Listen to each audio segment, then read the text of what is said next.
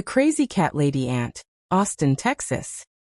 The smell of birthday cake and betrayal hung thick in the air of Dolores Ramirez's tiny South Austin bungalow.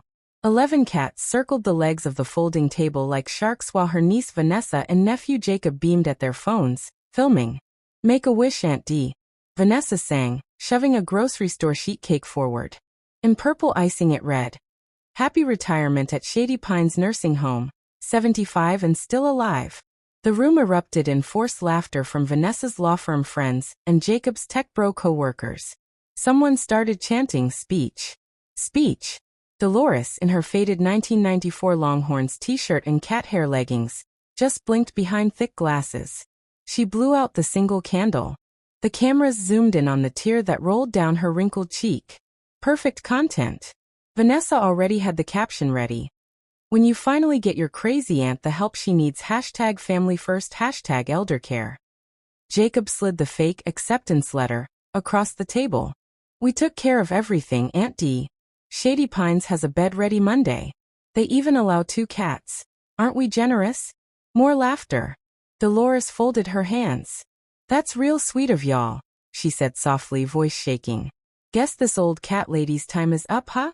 The party ended an hour later. Hugs were quick, gifts non-existent. As the last Uber left, Vanessa whispered to Jacob, "We'll list the house Tuesday. Zillow says it's worth 1.2 in this market. After fees and care costs we'll clear almost $1 million split 2 ways." They never saw Dolores standing in the dark hallway holding Mr. Whiskers, listening to every word. Sunday morning the street looked like Tesla had declared war. 6 brand new Model XS, Model YS, and 2 Cybertrucks formed a shiny blockade in front of the bungalow.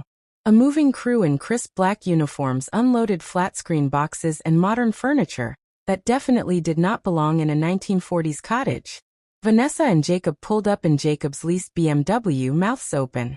Dolores stepped onto the porch in a cream linen pantsuit none of them had ever seen, hair colored, cut and styled.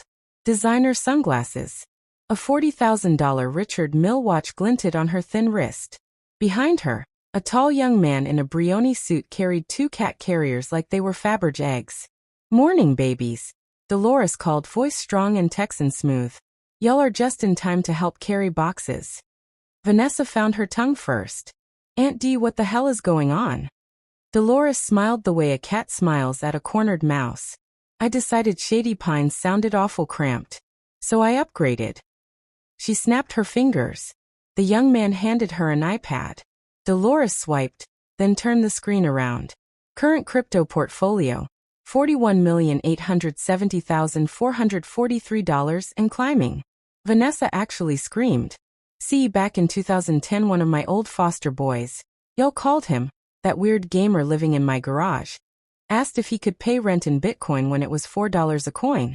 I said, sure, honey, Mama don't care what kind of play money you kids use."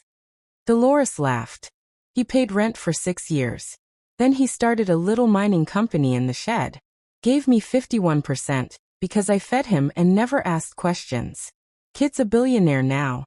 Still calls me Mama D." Jacob went pale. You're rich?" "Rich is a rude word," Dolores said. "I'm comfortable. Very, very comfortable." She walked down the steps, heels clicking. "Now the bungalow. I already sold it, cash as is, $1.2 million. Closes Wednesday. Y'all can keep whatever junk you left here last night. Consider it my birthday gift." Vanessa lunged forward. "But we're family. You can't just." "Family?"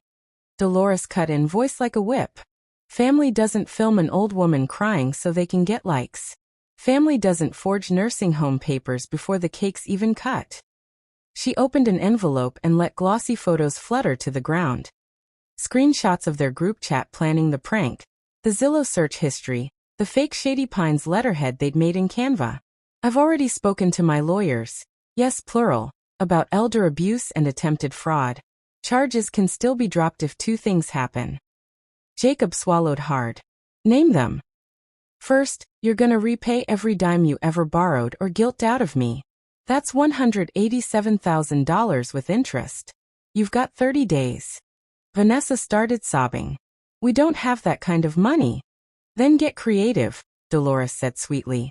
"Second, You're gonna apologize on camera, same way you humiliated me, and post it everywhere you posted that birthday video.